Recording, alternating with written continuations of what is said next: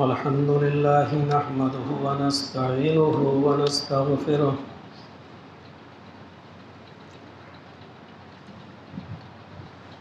ونعوذ بالله من شرور أنفسنا ومن سيئات أعمالنا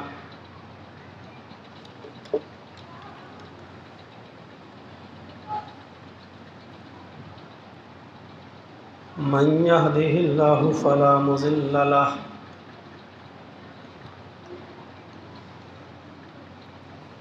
ومن يضلله فلا هادي له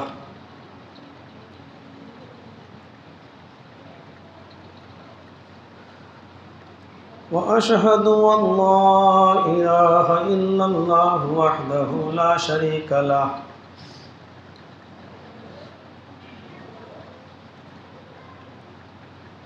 وأشهد أن محمدًا عبده ورسوله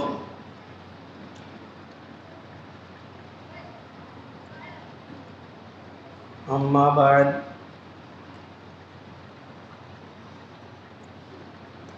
فإن خير الحديث كتاب الله وخير الهدي هدي محمد صلى الله عليه وسلم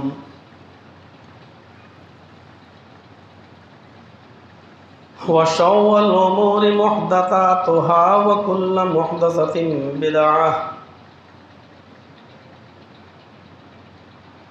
وكل بدعة ضلالة وكل ضلالة في النار.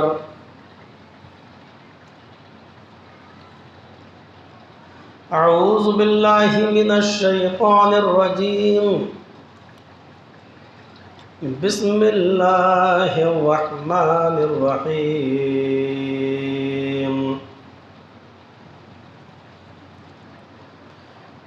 وإذا قيل لهم لا تفسدوا في الأرض قالوا إنما نحن مصلحون.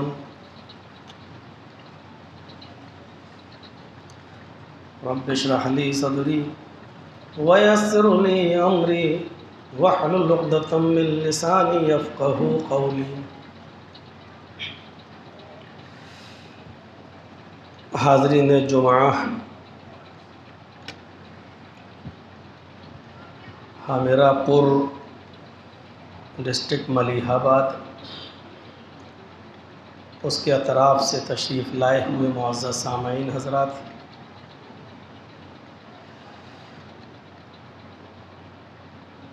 اللہ رب العالمین کا شکر ہے اور اس کا احسان عظیم ہے کہ اس نے ہمیں اور آپ کو آج کا یہ محترم اور مبارک دن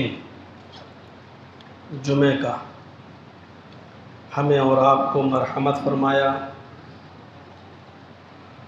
ایک جگہ پر بیٹھنے کی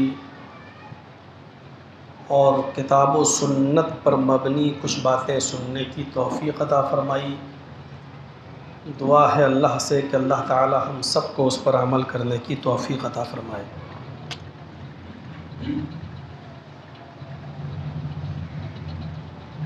اسلام نے جہاں بہت سی چیزوں کا حکم دیا ہے، انہی چیزوں میں ایک ہے جس بستی میں، جس شہر میں آپ رہ رہے ہیں اور جس ملک میں آپ رہ رہے ہیں، اس بستی میں، اس شہر میں، اس ملک میں امن و امان کو قائم کرنا. شر و فساد، فتنہ اور جنگ و جدال کے سارے راستوں کو مسدود کرنا، ان کو بند کر دینا.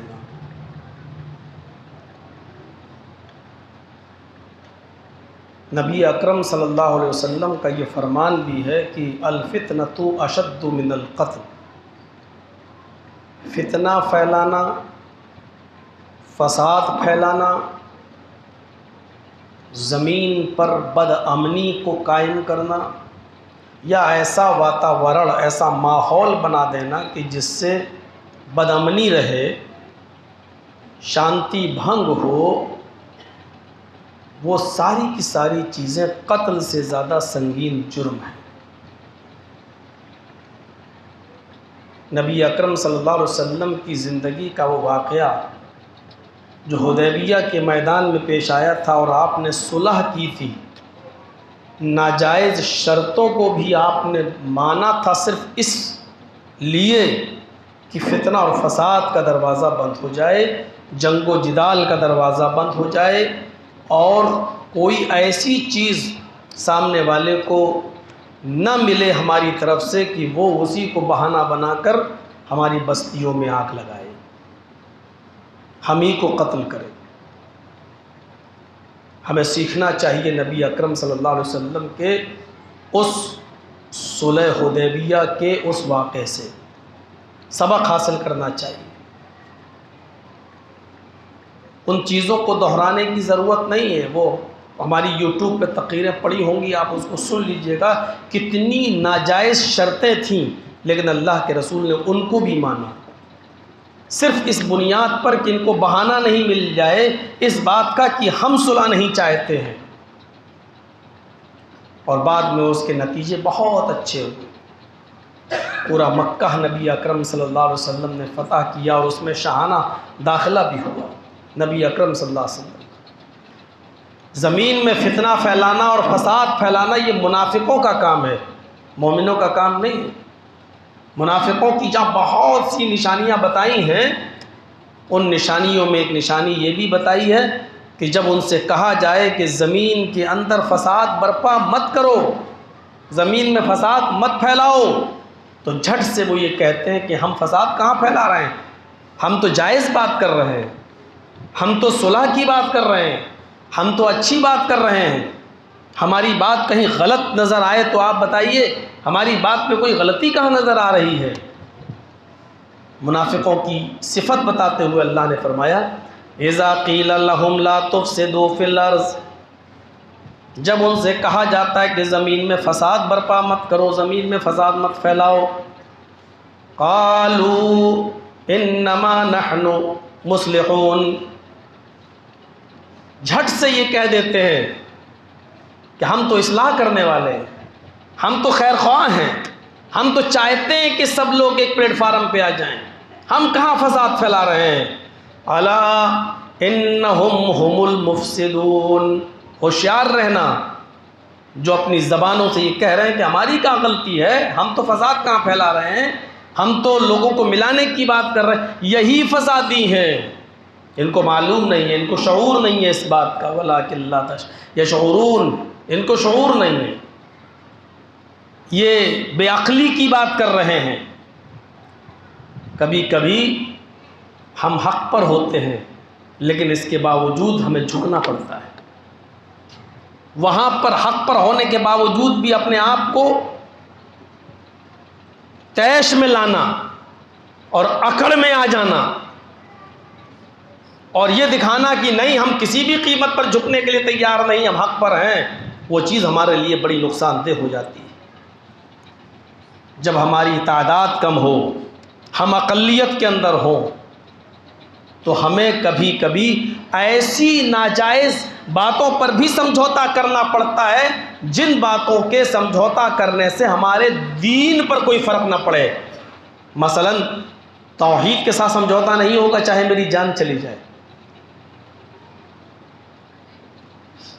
اسی لیے اللہ کے نبی صلی اللہ علیہ وسلم سے کسی صحابی نے کہا کہ اللہ کے رسول اگر جنگل میں لوگ مجھے گھیر لیں اور مجھ سے یہ کہیں کہ اللہ کا انکار کر تب میں تیری جان بخشوں گا، ورنہ میں قتل کر دوں گا تجھے، اور اللہ کا انکار کر دینے سے اگر میری جان بچ رہی ہو تو ایسی پوزیشن میں ہم کیا کریں؟ تو نبی اکرم صلی اللہ علیہ وسلم نے فرمایا کہ ایسے موقع پر تم اللہ کا انکار کر دو، اپنی جان بچا لو۔ مسلم شریف کی حدیث کے الفاظ ہیں، اس صحابی نے پوچھا اللہ کے رسول اگر وہ یہ کہیں کہ میرے سردار کو سجدہ کرو یا میں سردار ہوں مجھے سجدہ کرو تب میں تمہیں چھوڑوں گا، تو ایسی پوزیشن میں ان کو سجدہ کرنے سے ہی میری جان بچ رہی ہو ورنہ نہ بچ رہی ہو، وہ ہمیں مار ڈالیں قتل کر دیں، تو ایسی صورت میں ہم کیا کریں؟ تو اللہ کے رسول نے یہاں بڑا سخت لفظ استعمال کیا، آپ نے فرمایا ان قتلت او حررت،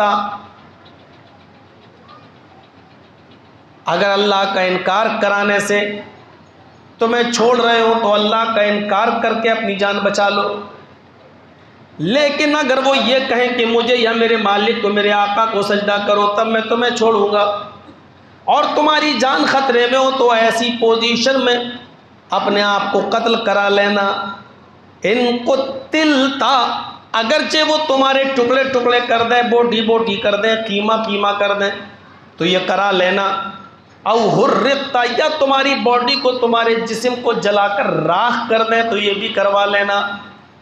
فلا تسجدن، لیکن ہرگز ہرگز ان کو یا ان کے مالک کو سجدہ مت کرنا، کیونکہ اللہ رب العالمین کو یہ منظور ہے کہ کوئی بندہ میرا انکار کر دے، لیکن یہ برداشت نہیں ہے کہ میرا حق مار کر کسی اور کو دے، شرک کرے میرے ساتھ کسی اور کو، جو چیز میرے لیے ہے وہ کسی اور کو دے دے، یہاں پر سمجھوتا نہیں ہوگا۔ لیکن جہاں دین کا نقصان نہ ہو اور وہ شرطیں ناجائز ہوں تو وہاں مان بھی لی جاتی ہیں۔ اے اللہ کے نبی، اے محمد صلی اللہ علیہ وسلم، اس سال ہم آپ کو عمرہ نہیں کرنے دیں گے، آئندہ سال آپ آ جائیے، آپ اور آپ کے ساتھیوں کو اجازت ہے، لیکن اس سال نہیں۔ کہ میں آ چکا ہوں، چند میل کے فاصلے پر مکہ ہے، کہ اس مرتبہ تو نہیں کرنے دیں گے، آپ کو واپس جانا ہوگا۔ آپ نے کہا ٹھیک ہے، مجھے تمہاری یہ شرط منظور ہے، چلو آئندہ سال آ جائیں گے، اس سال چھوڑ دیتے ہیں۔ دوسری شرط یہ ہے کہ آپ اور آپ کے ساتھی جتنے بھی لوگ آئیں گے 3 دن سے زیادہ مکے میں رہنے کی اجازت نہیں۔ مکے میں ہم پیدا ہوئے، مکے میں ہمارے ماں باپ ہیں، مکے میں ہماری زمین جائیدادیں آج تک پڑی ہوئی ہیں، اور ہم ہی کو مکے میں 3 دن سے زیادہ رہنے کی اجازت نہیں۔ حق پر تھے کہ نہیں ہم رہیں گے، لیکن کافروں نے شرط لگائی کہ نہیں، 3 دن سے زیادہ رہنے کی اجازت نہیں، اکڑے نہیں یہاں پر۔ آپ نے کہا ٹھیک ہے، مجھے یہ شرط بھی منظور ہے۔ آپ اور آپ کے صحابہ تلوار لے کر تو آ سکتے ہیں، لیکن تلوار میان میں رہے گی، کھلے عام لے کر نہیں گھوم سکتے ہو۔ ہمارے آدمی تلوار کھلے عام لے کر گھومیں گے، کتنی ناجائز شرط تھی۔ ہمارے آدمی قریشی مکے والے تلوار، ننگی تلوار لے کر گھومیں گے، لیکن آپ کو اور آپ کے صحابہ کو تلوار لانے کی اجازت ہے، لیکن تلوار میان میں رہے گی۔ آپ نے کہا ہمارا لڑنے کا کوئی ارادہ ہی نہیں ہے، اس لیے ہم تمہاری شرط کو بھی مانتے ہیں، اگر نہ مانتے تب بھی جائز تھا، حق پر تھے، لیکن آپ نے کہا میں یہ شرط بھی مانتا ہوں۔ ہمارا کوئی آدمی اگر مکے سے بھاگ کر مدینے آئے گا تو آپ کو واپس کرنا ہوگا، اور آپ کا کوئی آدمی اگر مدینے سے ہمارے پاس آیا اور پکڑا گیا، یا ہم نے اس کو اریسٹ کر لیا، یا مکے میں پایا گیا اور ہم نے پکڑ لیا، تو ہم اسے واپس نہیں کریں گے۔ میرا آدمی اگر آپ پکڑ لیں گے مدینے میں تو آپ کو واپس کرنا ہوگا، لیکن آپ کا آدمی اگر ہم پکڑ لیں گے تو ہم اسے واپس نہیں کریں گے۔ آپ نے کہا مجھے تمہاری یہ شرط بھی منظور ہے۔ امن چاہتے تھے، شانتی چاہتے تھے، اور بات چیت کا مسئلہ اور فتنہ و فساد کو اور اتنے بڑے حادثے کو بات چیت کے ذریعے آپ حل کرنا چاہتے تھے، اس لیے ان کی ناجائز شرطیں بھی مانی۔ دنیا میں امن قائم کرنے کے لیے یہ بھی کرنا پڑتا ہے۔ خون خرابہ تھا مکے کے اندر، ایک ایک روٹی و بوٹی کے پیچھے لوگ قتل کر دیا کرتے تھے، ایک دوسرے کی جانیں لے لیا کرتے تھے۔ بخاری شریف کی روایت، عدی ابن حاتم اس حدیث کے راوی فرماتے ہیں کہ ایک صحابی اٹھے اور اللہ کے نبی صلی اللہ علیہ وسلم کے کان میں فرمایا، اے اللہ کے رسول، قتل و قتال بہت زیادہ ہو رہا ہے، جس کو لوگ پاتے ہیں قتل کر دیتے ہیں، خوریزی کا ماحول بہت زیادہ گرم ہے، کچھ کیجئے۔ آپ نے ان کی بات سنی اور خاموش ہو گئے۔ تھوڑی دیر کے بعد ایک اور صحابی اٹھے اور فرمایا، اے اللہ کے نبی صلی اللہ علیہ وسلم، جس کو بھی دیکھو جو اپنا مال تجارت کرنے کے لیے اپنا مال لے کر نکل رہا ہے، راستے میں یہ بنو طے کے قبیلے کے لوگ اور ان جیسے دوسرے رہزن چور اور لٹیرے لوگ ان کے مال کو لوٹ لیتے ہیں، قافلے پر حملہ کر دیتے ہیں، اگر وہ مال دینے میں آناکانی کرتے تو ان کو قتل کر دیتے ہیں۔ راہزنی، چوری اور لٹیرا پن بہت زیادہ پھیل چکا ہے۔ اے اللہ کے رسول، عمرہ کرنے کے لیے، طواف کرنے کے لیے یہاں آنا بڑا مشکل ہو چکا ہے، اپنی تجارت کرنا بھی مشکل ہو چکا ہے، تھوڑا سا پیسہ لے کر باہر نکلنا بھی ممکن نہیں ہے، حالات بہت زیادہ خراب ہو چکے ہیں۔ آپ نے کہا یا عدی ابن حاتم ادھر آؤ۔ آپ نے ان کو قریب بٹھایا اور اس کے بعد میں آپ نے ان کو 3 باتیں کہیں۔ اے عدی، آج جو تم ماحول دیکھ رہے ہو، سارے صحابہ بھی بیٹھے ہیں، ان کی موجودگی میں آپ کیا بات کر رہے ہیں؟ اے عدی، آج تم جو ماحول دیکھ رہے ہو قتل و قتال کا، رہزنی کا، چوری اور لٹیرے پن کا، اگر میرے بعد تم زندہ رہے تو تم دیکھو گے، غور کیجیے، اے عدی میرے بعد اگر اللہ نے تمہیں لمبی زندگی دی تو تم دیکھو گے۔ ہیرا دیکھا ہے آپ نے؟ ملک شام کا ایک شہر ہے ہیرا، اس شہر کو دیکھا ہے؟ حضرت عدی کہتے ہیں اللہ کے نبی دیکھا تو نہیں، کبھی گیا تو نہیں، لیکن سنا ہے ملک شام کے اس شہر کو، اس ہیرا بستی کا نام میں نے سنا ہے، گیا تو کبھی نہیں ہوں۔ آپ نے فرمایا کتنا دور ہے یہاں سے؟ جی دور ہے۔ کہا اگر میرے بعد اللہ نے تمہیں لمبی زندگی دی تو تم دیکھو گے، ہیرا شہر سے ایک عورت اپنی سواری پر اکیلے بیٹھے گی اور وہاں سے اکیلے سفر کرتے ہوئے آئے گی، خانہ کعبہ تک پہنچے گی، مکے تک آئے گی، خانہ کعبہ کا طواف کرے گی، صفا مروہ کی سعی کرے گی اور اپنی سواری پر بیٹھ کر ملک شام اپنے شہر ہیرا واپس چلی جائے گی۔ اس عورت کی عزت و آبرو پر کوئی حملہ کرنے والا نہیں ہوگا، اس کی عزت و آبرو پر کوئی اس کو چھلنی کرنے والا نہ ہوگا، اس کی عزت و آبرو کی بھی حفاظت ہوگی، اور وہ اکیلی آئے گی، عمرہ کرے گی، اکیلی آئے گی، طواف کرے گی، اکیلی آئے گی، صفا مروہ کی سعی کرے گی، اس کو چھیڑنے والا بھی کوئی نہیں ہوگا، نہ اس کو کوئی قتل کرے گا، نہ اس کو کوئی مارے گا، نہ اس کو کوئی چھیڑے گا۔ عدی ابن حاتم کہتے ہیں اللہ کے رسول نے جب یہ جملہ کہا، میں اس وقت اسی جگہ پر بیٹھا ہوا تھا، میرے ساتھ صحابہ موجود تھے، لیکن حالات اتنے خراب تھے کہ میں سوچنے لگ گیا اے اللہ کے رسول ایسے حالات کیسے پیدا ہو سکتے ہیں؟ ایک عورت وہ بھی شام سے آئے، ہیرا سے چل کر آئے، اپنی سواری پر آئے، اکیلے آئے اور اکیلے طواف کرے، عمرہ کرے، صفا مروہ کی سعی لگائے اور چلی جائے، ایسا کیسے ہو سکتا ہے؟ بخاری شریف کی حدیث کے الفاظ ہیں کہ میں نے دل ہی دل میں سوچا، دی ابن حاتم کہتے ہیں یہ اللہ کے نبی کو کیا ہو گیا ہے؟ آپ اتنی بڑی امن و امان کی اور شانتی کی بات کر رہے ہیں، یہاں بڑے بڑے مردوں کو تو چھیڑا جاتا ہے، ان کو تو چھین لیا جاتا ہے اور لوٹ لیا جاتا ہے، اور وہ عورت اکیلی آئے گی اور چلی جائے گی، اس کی عزت و آبرو پر کوئی حملہ نہیں۔ فَأَيْنَ دُعَاءُ طَيْءِ الَّذِينَ قَدْ سَعَرُوا الْبِلَادِ۔ اللہ کے نبی جب یہ کہہ رہے تھے کہ عورت اکیلی آئے گی اور اکیلی چلی جائے گی، اس کو کوئی چھیڑنے والا نہ ہوگا، اس وقت میں یہ سوچ رہا تھا اے اللہ کے رسول یہ کیسے ہوگا؟ یہ بنو طے کے یہ گنڈے کہاں چلے جائیں گے جو راستے میں کسی کو رکتے ہی نہیں ہیں، چھپے رہتے ہیں درختوں کی آڑوں میں، جنگلوں میں، اور قافلے پر حملہ کر دیتے ہیں، ان کا مال لوٹ لیتے ہیں، نہ دینے پر ان کو قتل کر دیتے ہیں۔ فَأَيْنَ دُعَاءُ طَيْءِ الَّذِي قَدْ سَعَرُوا الْبِلَادِ، جنہوں نے اس بستی میں خون و خرابہ پھیلا کے رکھ دیا ہے، یہ بنو طے کے گنڈے کہاں چلے جائیں گے؟ یہ چوری لٹیرے کہاں چلے جائیں گے؟ کیا یہ سب مٹ جائیں گے؟ یہ کہاں چلے جائیں گے؟ میں نے یہ بات نبی اکرم سے تو نہیں کہی، لیکن یہ بات میں نے دل میں سوچی۔ بخاری شریف کی حدیث کے الفاظ۔ اس کے بعد اللہ کے نبی صلی اللہ علیہ وسلم نے فرمایا اے عدی میرے بعد اگر تمہاری عمر لمبی ہوئی تو تم یہ دیکھو گے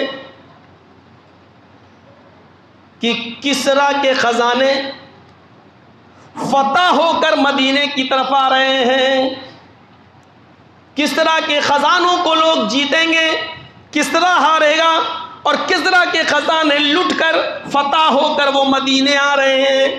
مدینے آئیں گے تم اس کو دیکھو کہ اگر میرے بعد تم نے لمبی زندگی پائی۔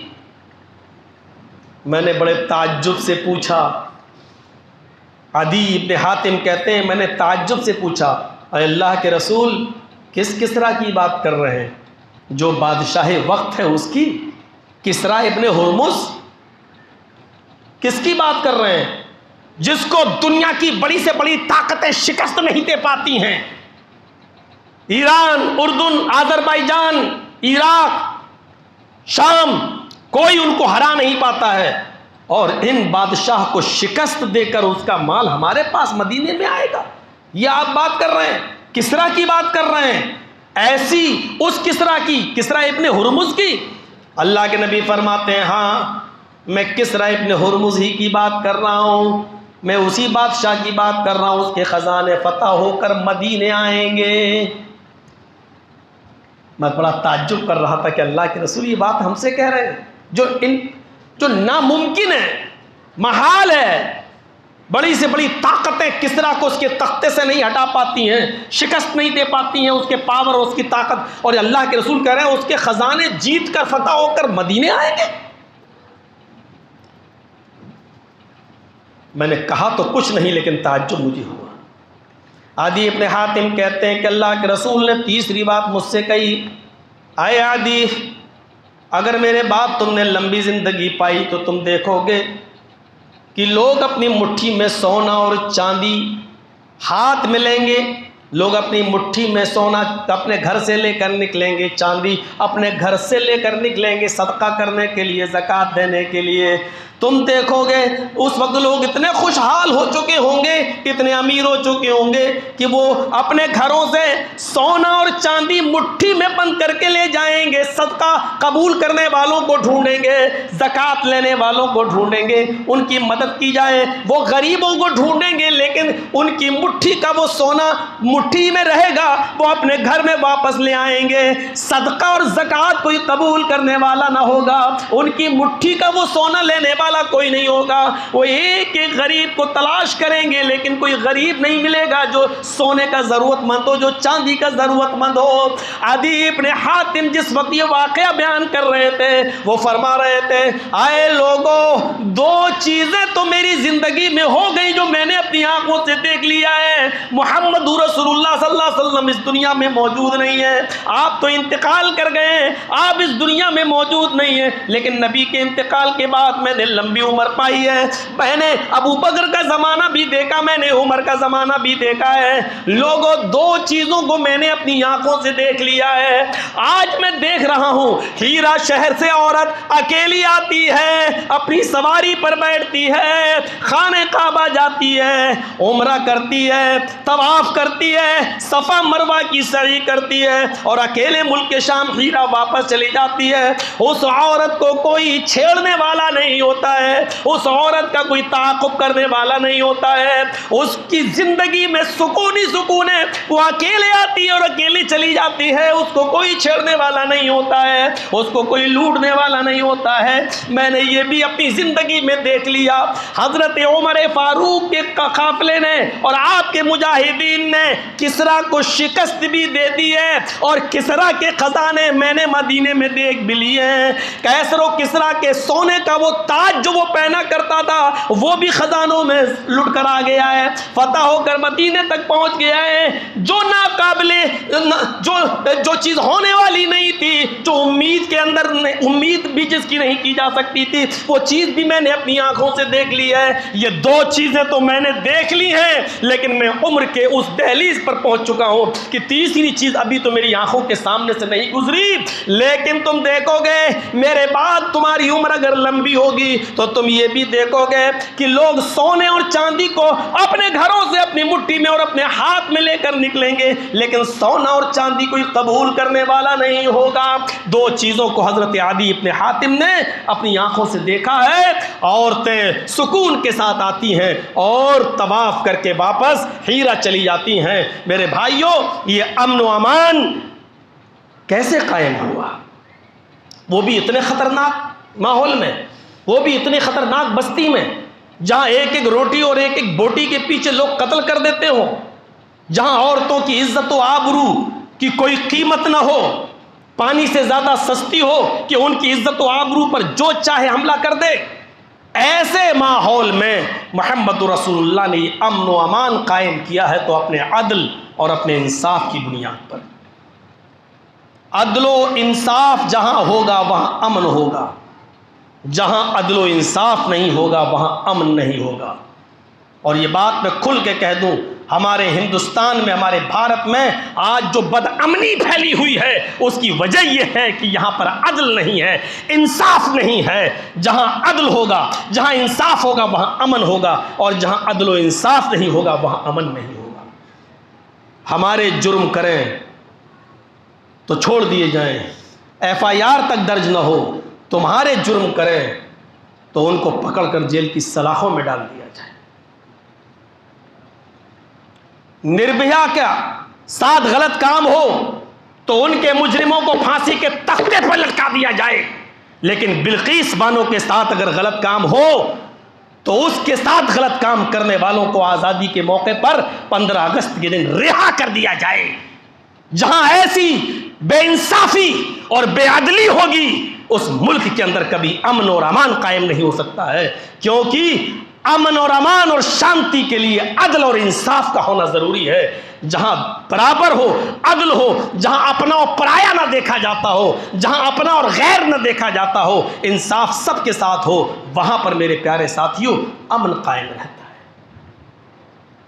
امن وہیں قائم ہو سکتا ہے۔ اللہ کے نبی صلی اللہ علیہ وسلم نے اپنا اور پرایا نہیں دیکھا تھا۔ ابو بکر صدیق نے جب حکومت کی تو اپنا اور پرایا نہیں دیکھا تھا۔ حضرت عمر فاروق نے جب حکومت چلائی، سلطنت کو انجام دیا تو اپنا اور پرایا نہیں دیکھا تھا۔ آئیے حضرت علی رضی اللہ تعالیٰ عنہ کے پاس ایک مجرم آتا ہے، دکھائیے یہ آئینہ، اور یہ آئینہ دکھانے کے لیے کلیجہ چاہیے، دل چاہیے۔ سمیہ کے واقعات بیان کرنے کے لیے بہت سے لوگ تیار ہو جائیں گے، احمد ابن حنبل اور امام مالک کی داستان سنانے کے لیے بہت سے لوگ تیار ہو جائیں گے، لیکن تکلیفیں جب آئیں تو ان کو برداشت کرنے کے لیے وہ تیار نہیں ہیں، وہاں ان کو مصلحت نظر آتی ہے۔ دکھائیے آئینہ۔ حضرت علی رضی اللہ تعالیٰ عنہ کے پاس ایک مجرم آتا اور اپنے جرم کو خود قبول کرتا ہے، غیر مسلم ہے۔ کہا تم خود اس جرم کو قبول کر رہے ہو؟ کہا۔ حضرت علی رضی اللہ تعالیٰ عنہ نے اپنے غلام قمبر سے کہا، غلام کا نام قمبر، اپنے غلام سے کہا جاؤ ان کو اتنے اتنے کوڑے مارو، اس نے اس جرم کو خود قبول کر لیا ہے، اب گواہ کی ضرورت نہیں ہے۔ جب مجرم جرم خود قبول کر لے تو پھر گواہ کیسا؟ اس نے قبول کر لیا، اس کو اتنے اتنے کوڑے لگاؤ۔ حضرت علی کے غلام قمبر نے، ان کے خادم قمبر نے جب کوڑے لگانا شروع کیے تو کوڑے لگانے میں وہ کوڑوں کی گنتی بھول گئے، اور 3 کوڑے حضرت علی کے غلام قمبر نے اس غیر مسلم کو، اس یہودی کو 3 کوڑے زیادہ مار دیے۔ تھوڑی دیر کے بعد وہی مجرم آتا ہے اور کہتا امیر المومنین میں نے اپنا جرم قبول کر لیا تھا، اس کی سزا میں اتنے اتنے کوڑے مجھے لگنا تھے۔ حضرت علی نے کہا میں نے اتنے ہی کوڑے لگانے کا حکم دیا تھا، تو پوچھو آپ اپنے غلام سے، اس نے مجھے 3 کوڑے زیادہ لگائے ہیں۔ حضرت علی رضی اللہ تعالیٰ عنہ نے اسی وقت اس یہودی کا پکش نہیں لیا، اس یہودی کے ساتھ بے انصافی نہیں، چل ہٹ، لگ گئے ہوں گے، بھول گیا ہوگا، جاؤ چلو ہو جاتا ہے ایک کم یا ایک زیادہ، نہیں، اس یہودی کا پکش لیا اور حضرت قمبر کو بلایا، ادھر آؤ۔ قمبر آتا ہے، کہا تم نے اس کو کتنے کوڑے لگائے؟ کہا امیر المومنین کوڑے لگاتے لگاتے میں گنتی بھول گیا، اس لیے میں نے 2-3 کوڑے اپنی طرف سے ایکسٹرا لگائے تاکہ کم نہ ہو، زیادہ ہو جائیں۔ حضرت علی نے کہا جب کوڑے لگانے والا کوڑے لگانا بھول جائے تو اس موقع پر انصاف کا تقاضا یہ ہے کہ اس کو 1-2 کوڑے کم لگانا چاہیے تاکہ اس کو اس کے جرم سے زیادہ سزا نہ ملے۔ تم نے اس کو اس کے جرم سے زیادہ سزا دی، 1-2 کوڑے کم لگا دیتے چلتا، لیکن 1-2 کوڑے تم نے زیادہ لگائے۔ وہ گن رہا تھا اب اسی کی بات مانی جائے گی۔ اس نے کہا مجھے 3 کوڑے زیادہ لگائے گئے۔ کہا اے یہودی کھڑے ہو جاؤ۔ اب حضرت علی نے کمبر سے کہا اپنا کوڑا اس کو دے دو۔ اس یہودی کو کوڑا دیا گیا۔ مجمع بھرا ہے یہودیوں سے لوگ، اور پھر پورے مجمع نے دیکھا حضرت علی کے اس فیصلے کو۔ حضرت علی نے اس یہودی سے کہا کہ تمہیں 3 کوڑے جو میرے غلام نے زیادہ مارے ہیں، اسی بھرے مجمع میں تم 3 کوڑے اس کو بھی مارو۔ لہذا وہ 3 کوڑے بھرے مجمع میں اس کو بھی مارے گئے، کمبر کو۔ حضرت علی رضی اللہ تعالی عنہ کا یہ انصاف تھا۔ اور ہماری جب تک حکمرانی رہی اسلامی اصولوں پر میرے بھائیوں امن قائم رہا۔ اب ذرا بتاؤ کہ جس یہودی نے 3 کوڑے جب کمبر کو مارے تو کبھی وہ سوچے گا کہ یہاں پر حضرت علی کی حکومت نہ رہے، خلافت نہ رہے؟ کبھی وہ سوچے گا؟ امن تھا اس لیے کہ انصاف تھا، امن تھا اس لیے کہ نیائے تھا، امن تھا اس لیے یہودی بھی ہماری حکومتیں برداشت کرتے تھے، کیونکہ ان کو معلوم تھا کہ ہمارے ساتھ بے انصافی نہیں ہوگی، ہمارے ساتھ انیائے نہیں ہوگا، ہمارے ساتھ عدل کا معاملہ ہوگا۔ اس لیے میرے بھائیوں جہاں عدل ہوگا وہاں امن ہوگا، اور جہاں بدامنی ہے اس کا مطلب یہ ہے کہ وہاں امن نہیں، وہاں امن نہیں۔ بلقیس بانو کے ہتھیاروں کو اس لیے چھوڑا گیا کیونکہ بلقیس بانو مسلمان ہے۔ اس بات کو کہنے میں شرم کیوں آتی ہے؟ جس کے سامنے اس کے آدھے خاندان کو ختم کر دیا گیا ہو، اس کی گود سے اس کا بچہ چھین کر اس کو مار ڈالا گیا ہو اسی کی آنکھوں کے سامنے، اور پھر اس کے ساتھ گینگ ریپ ہوا ہو، ایسے جگن اپرادھ کرنے والوں کو 15 اگست کے دن چھوڑ دیا جائے، سرکار کیس واپس لے لے، تو پھر آپ کیا امید رکھیں گے؟ صرف اس لیے کہ ہمیں آئندہ چناؤں میں ہمیں اس کا بینیفٹ ملے گا، ہمیں اس کا فائدہ ملے گا۔ جہاں اس طریقے کی سوچ ہو وہاں میرے بھائیوں اس ملک میں یا اس اسٹیٹ میں امن اور شانتی کیسے قائم رہ سکتی ہے؟ ہمیں امن چاہیے تو عدل بھی چاہیے، اور جہاں عدل ہوگا وہاں امن ہوگا۔ میرے بھائیوں کتنے واقعات آپ کے سامنے رکھے جائیں۔ قاضی شریح کون نہیں جانتا؟ حضرت علی نے ہی ان کو قاضی بنایا تھا، اور کتنے ہی فیصلے انہوں نے حضرت علی کے خلاف سنائے تھے۔ وہی قاضی شریح جن کا بیٹا مسجد کے ایک مولانا کے پاس مدرسے میں پڑھتا تھا، بال کٹوانے کے لیے چلا گیا کسی نائی کی دکان پر، جب آیا تو عصر کی جماعت ختم ہو چکی تھی، اس نے وضو بنایا اور عصر کی نماز کی قضا کی۔ اس مدرسے کے استاذ نے قاضی شریح کو لیٹر لکھا، آپ کے بیٹے نے عصر کی نماز جماعت کے ساتھ چھوڑ دی، وہ بال کٹوانے کے لیے چلا گیا، جب آیا تو عصر کی جماعت ہو چکی تھی، ہم لوگ مسجد میں بیٹھ کر وظیفے پڑھ رہے تھے، تب وہ آیا اور بعد میں اس نے الگ سے اپنی نماز پڑھی۔ جماعت چھوڑنے کی سزا، آپ بتائیے یہ مقدمہ میرا آپ کی عدالت میں ہے، آپ کیا سزا سناتے ہیں؟ قاضی آپ ہیں، آپ کے بیٹے نے مدرسے کے اصول کو توڑا ہے، ایسے تنگ وقت میں بال کٹوانے کیوں گیا؟ جب عصر کی نماز کا وقت تھا نماز پڑھ لیتا، اس کے بعد جاتا، یا اتنا پہلے کٹوا لیتا کہ عصر کی نماز کی جماعت نہ چھوٹتی۔ قاضی شریح نے ایک لیٹر لکھا اور ایک موٹا ڈنڈا بھیجا، اور اس لیٹر میں لکھا، استاذ محترم یہ موٹی لکڑی جو میں آپ کو بھیج رہا ہوں، یہ ڈنڈا میں اس لیے بھیج رہا ہوں اور یہ میرا فیصلہ ہے کہ اس لکڑی سے، اس ڈنڈے سے میرے اس بچے کو جس نے عصر کی جماعت نماز چھوڑ دی ہے، جماعت نہیں، جماعت چھوڑی ہے، نماز نہیں، جماعت ترک کر دی ہے، اس لکڑی سے، اس ڈنڈے سے اتنا مارو، اتنا مارو کہ جب تک یہ ڈنڈا 3 ٹکڑوں میں نہ بٹ جائے، اس لکڑی کے 3 ٹکڑے نہ ہو جائیں، تب تک مارتے رہو۔ اس کے بعد میرے بچے کا کھانا پانی بند کر دو۔ اگر وہ توبہ کر لے اور کبھی جماعت نہ چھوڑنے کا عہد کرے، اس کے بعد آپ اس کا کھانا پانی شروع کرنا، اس کے بعد اس کو کھانا پانی دے دینا۔ اگر وہ یہ عہد نہیں کرتا ہے تو بھوکا اور پیاسا مرتا ہے تو مر جانے دینا۔ یہ قاضی شریح کا فیصلہ تھا اپنے بیٹے کے بارے میں۔ اپنا اور پرایا نہیں دیکھا جاتا تھا، اپنا اور غیر نہیں دیکھا جاتا تھا۔ اپنے کریں تب بھی جرم، غیر کریں تب بھی جرم، اپنوں کے ساتھ بھی انصاف ہو، غیروں کے ساتھ بھی انصاف ہو۔ عدالت میں ایک مقدمہ چل رہا ہے، اس مقدمے کی سنوائی ہونا ہے۔ دیکھتے ہیں آج قاضی شریح کس کے حق میں فیصلہ کرتے ہیں۔ اس لیے بھیڑ زیادہ لگ گئی۔ کبھی ہوتا نا، بھیڑ زیادہ ہوتی تو پولیس لاٹھی چارج کر دیتی، ہٹو ہٹو ہٹو، ایک آدھ ڈنڈا لگ بھی جاتا ہے لوگوں کو۔ قاضی شریح کے بغل میں بیٹھنے والا دربان، آج کل منشی بولتے ہیں، پیروکار بولتے ہیں، جو بھی ہوتا ہے وہ، جو اسٹینو بولتے ہیں، جج کے بغل میں جو بیٹھتا ہے وہ دربان بولا جاتا تھا۔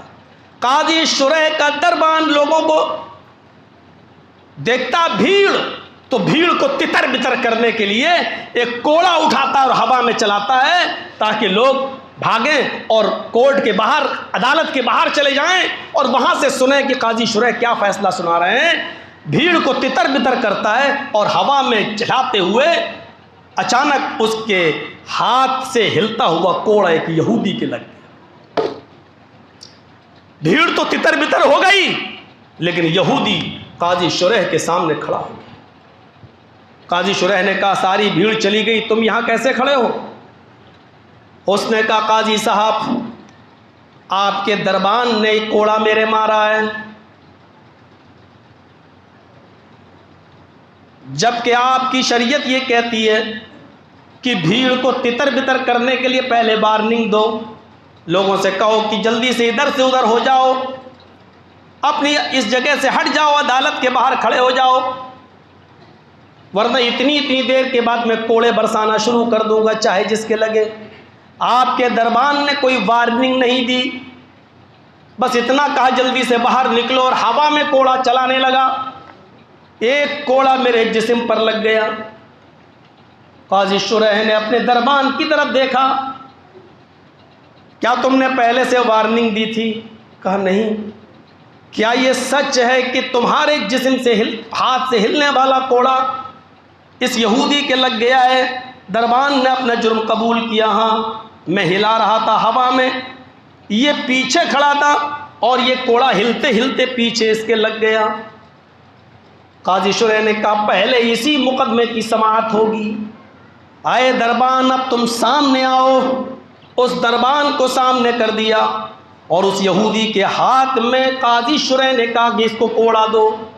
اس یہودی کو کوڑا دیا گیا۔ قاضی شریح نے اس یہودی سے کہا کہ تم بھی ایک کوڑا ہمارے دربان کو مارو، کیونکہ اس نے اس حساب سے چلایا کہ تم پیچھے تھے، تمہارے لگ گیا ہے۔ کوڑا لگا ہے، لگنا ثابت ہے، اس نے قبول بھی کیا ہے، لہذا اب تم بھی ایک کوڑا اس کو مارو۔ پورے مجمع میں تمام یہودیوں نے اس منظر کو اپنی آنکھوں سے دیکھا کہ ایک یہودی حضرت قاضی شریح کے دربان کو کوڑا لگا رہا ہے، اس نے معاف نہیں کیا، کوڑا اس نے دربان کو لگایا۔ میرے بھائیوں، جب ایسا عدل تھا، ایسا انصاف تھا تو امن بھی تھا، کوئی بدامنی نہیں پھیلی ہوئی تھی، یہودی بھی خوش خوش رہتے تھے، عیسائی بھی خوشی خوشی رہتے تھے۔ ایسے امن اور ایسی شانتی کے لیے آج ہمارا ملک ترس رہا ہے۔ میرے بھائیوں، اس ملک میں امن اور شانتی تبھی بحال ہو سکتی ہے جب اپنے اور غیروں کے ساتھ، اپنوں اور پرائیوں کے ساتھ جب عدل ہوگا اور انصاف ہوگا، اور جب عدل و انصاف ہوگا تو انشاءاللہ امن بھی قائم ہوگا۔ اسی لیے مہاتما گاندھی نے کہا تھا کہ حکومت و سلطنت کفر سے ناستکتا سے تو چل سکتی ہے لیکن ظلم سے نہیں چل سکتی ہے۔ یہ مہاتما گاندھی کے شبد ہے۔ مہاتما گاندھی نے کہا جہاں ظلم ہوگا وہاں حکومت کبھی قائم نہیں رہے گی۔ ایک دن آئے گا کہ لوگ اس ظلم کو اکھاڑ کے پھینکیں گے۔ ظلم کچھ دنوں تک پروان چڑھتا ہے کیونکہ ظلم کے زیادہ زندگی نہیں ہوتی ہے۔ ایک دن ہٹلر کو بھی جانا پڑا، ایک دن فرعون کو بھی غرق ہونا پڑا۔ جو ظلم کرتا ہے اس کی عمر زیادہ لمبی نہیں ہوتی ہے۔ حضرت عمر فاروق رضی اللہ تعالیٰ عنہ پیشاب کر رہے ہیں، ایک آدمی نکلتا ہے، بدوی تھا، دیہاتی تھا لیکن مسلمان تھا، دیہات کا رہنے والا تھا، اس کو معلوم نہیں کہ امیر المومنین کسی نالی کے قریب وہیں بیٹھے اور پیشاب کر رہے ہیں، پتہ نہیں۔ وہ آیا، امیر المومنین امیر المومنین امیر المومنین چلا رہا ہے، زور زور سے آواز لگا رہا ہے۔ حضرت امیر المومنین عمر فاروق کو غصہ آ رہا، کم وقت میں پیشاب کر رہا ہوں اور یہ امیر المومنین چلا رہا۔ جب پیشاب سے فارغ ہوئے تو آئے، کون تھا آواز دے رہا تھا، کون تھا، ادھر آؤ۔ اس کی سننے کے بجائے حضرت عمر فاروق نے ایک تھپڑ اس کے گال پہ رسید کر دیا۔ دکھتا نہیں تمہیں، پتہ نہیں تھا میں پیشاب کر رہا تھا، تم چلاتے چلے آ رہے ہو امیر المومنین امیر المومنین۔ ہاں بولو کیا بات ہے؟ اس نے کہا کچھ نہیں۔ آئے امیر المومنین، آیا تو تھا کوئی شکایت لے کر اپنی بستی کی، لیکن ابھی وہ شکایت میں نہیں کروں گا، اب میں یہاں سے جا رہا ہوں، لیکن جاتے جاتے صرف اتنا میں آپ سے کہوں گا کہ ابھی آپ دربار خلافت جا رہے ہیں، یہاں سے جانے کے بعد جب لوگوں کی باتیں سنیں، ان کی شکایتیں سنیں، تو تھوڑی دیر کے لیے اتنا سوچ لینا کہ آپ نے کہیں مجھے یہ تھپڑ ناجائز تو نہیں مارا ہے۔ تھوڑی دیر کے لیے ٹھنڈے ماتھے سے، ٹھنڈی پیشانی سے اتنا سوچ لیجئے گا کہ یہ تھپڑ مارنے میں آپ نے عجلت تو نہیں کی ہے، کہیں بے قصور تو تھپڑ نہیں مارا ہے، کیونکہ آپ کو پہلے یہ معلوم کرنا چاہیے تھا کہ آپ پیشاب کر رہے ہیں یا نہیں کر رہے ہیں، اس کا علم مجھے ہے یا نہیں۔ امیر المومنین کہتے کہ تمہیں نہیں معلوم تھا؟ کہا میں اس ذات کی قسم کھاتا ہوں جس کے قبضے میں میری جان ہے اور آپ کی بھی جان ہے، اور میں اس ذات کی قسم کھاتا ہوں جس کے پاس ہمیں اور آپ کو حساب و کتاب دینا ہے۔ اے امیر المومنین، آپ کے پیشاب کرنے کا مجھے ذرہ برابر علم نہیں تھا، میں تو پکار رہا تھا کہ آپ اگر دور ہو تو آپ تک آواز پہنچ جائے اور آپ جلدی سے نکل آئے اور میری فریاد سن لیں۔ اللہ کی قسم آپ پیشاب کر رہے تھے، اس بات کا علم مجھے نہیں تھا، اگر میں دیکھ لیتا دور سے یا مجھے معلوم ہوتا کہ آپ استنجا کر رہے ہیں، پیشاب کر رہے ہیں، تو میں کیوں چلاتا، کیوں بولتا، مجھے کسی پاگل کتے نے تو نہیں کاٹا تھا، میں کیوں بولتا۔ حضرت عمر فاروق کہتے ہیں اب دربان میں جانے کی ضرورت نہیں ہے، جب تم نے اس بات کا اقرار کر لیا کہ تمہیں اس بات کا علم ہی نہیں تھا، تو اب اس بات کو یہ بات صاف ہو گئی کہ میں نے جو تھپڑ مارا ہے وہ ناجائز تھا، یہ میری غلطی تھی، اس لیے میں نے سب کے سامنے تمہیں تھپڑ مارا ہے۔ حضرت عمر نے جو چادر اوڑے ہوئے تھے وہ چادر ہٹا دی، فرمایا میں بھی ایک عام مجرم کی حیثیت سے تمہاری عدالت میں کھڑا ہوں، اے بدوی، اے اعرابی، اپنا ہاتھ اٹھاؤ اور جتنی زور سے میں نے تیرے گال پہ تھپڑ مارا ہے تو بھی میرے گال پر اتنی زور سے تھپڑ مار۔ اس اعرابی نے، اس بدوی نے کہا امیر المومنین مجھے انتقام لینا مقصد نہیں ہے میرا، میں بدلہ نہیں لینا چاہتا آپ سے، بس میں غلطی کا احساس دلانا چاہتا تھا جو آپ کو ہو گیا ہے، آپ اس بات کو تسلیم کر لیے ہیں کہ ہاں مجھ سے غلطی ہو گئی، میں نے آپ کو معاف کر دیا ہے۔ امیر المومنین میں ٹھنڈے دل سے، صدق دل سے میں آپ کو معاف کر رہا ہوں، میں نے آپ کو معاف کر دیا ہے۔ حضرت عمر فاروق کہتے نہیں، یہ میرا روب و دبدبہ ہے، یہ میری امیر المومنین ہونے کا کی وجہ سے تم مجھے معاف کر رہے ہو، کل قیامت کے دن تم مجھ سے بدلہ لوگے، اس لیے یا تو تم مجھے صدق دل سے معاف کرو یا تو اللہ کی قسم کھا کر مجھے معاف معاف کرو یا پھر مجھ سے بدلہ لو۔ اس نے کہا امیر المومنین میں اللہ کے لیے صدق دل سے اللہ کی قسم کھا کر کہتا ہوں کہ میں نے آپ کو سچے دل سے معاف کر دیا ہے، بس آپ کو احساس ہو گیا یہی کافی ہے، میں آپ کے گال پر تھپڑ نہیں مار سکتا ہوں، آپ امیر المومنین ہیں، یہ آپ کا مقام و مرتبہ ہے، ٹھیک ہے، لیکن آپ نے اپنے آپ کو جب پیش کر دیا اور آپ تیار ہو گئے تو سمجھ لو کہ میں نے اپنا بدلہ لے لیا، ہم نے آپ کو معاف کر دیا ہے، اور جب میں معاف کر دوں تو اللہ بھی آپ کو معاف کر دے گا، یہ شریعت کا اصول ہے۔ حضرت عمر فاروق رضی اللہ تعالیٰ عنہ نے کہا اب تم نے اللہ کی قسم کھا کر جب مجھے معاف کر دیا تو اب مجھے اطمینان ہوا ہے، ورنہ اس سے پہلے مجھے اطمینان نہیں تھا۔ اپنے آپ کو پیش کر دیا، نہ اپنے کو دیکھتے تھے نہ پرایوں کو دیکھا جاتا تھا۔ میرے بھائیوں تب امن تھا، تب شانتی تھی، تب سکون تھا۔ اسی لیے میرے بھائیوں آپ اپنے بچوں کے ساتھ انصاف کریں، آپ اپنی بیٹیوں کے ساتھ انصاف کریں، آپ اپنی بیوی کے ساتھ انصاف کریں، آپ اپنے پڑوسی کے ساتھ انصاف کریں۔ انصاف اور عدل کریں گے تو عدل قائم رہے گا۔ معاف کیجئے گا وہ لوگ سب سے بڑے فسادی ہیں، کیونکہ وہ ظالم ہیں جو اپنے بیٹوں کو تو زمین میں حصہ دیتے ہیں اور اپنی بیٹیوں کو محروم کر دیتے ہیں، اور یہ کہہ دیتے ہیں کہ اس کی تو شادی میں 2 لاکھ 3 لاکھ 5 لاکھ خرچ ہو گیا ہے، کیسے حصہ؟ وہ بھائی ظالم ہے جو اپنی بہن کا حق مارتا ہے، وہ باپ ظالم ہے جو اپنی بیٹی کا حق مارتا ہے، وہ بھائی ظالم ہے جو اپنی بہن کا حق مارتا ہے، وہ شوہر ظالم ہے جو اپنی بیوی کا حق مارتا ہے۔ عدل ہو تو ہر جگہ ہو۔ جہیز کا لینا دینا اس بات کی گارنٹی اور اس بات کی ضمانت نہیں ہے کہ آپ کی بیٹی کا حق آپ کی زمین اور آپ کی جائیداد اور آپ کی وراثت سے ختم ہو گیا ہے، کبھی ختم نہیں ہوگا۔ آپ کی بیٹی اپنے باپ کی وراثت سے بھی حق پائے گی، اپنے بھائی کی وراثت سے بھی حق پائے گی، اپنے شوہر کی وراثت سے بھی حق پائے گی، اور اپنے بیٹے کی وراثت سے بھی حق پائے گی۔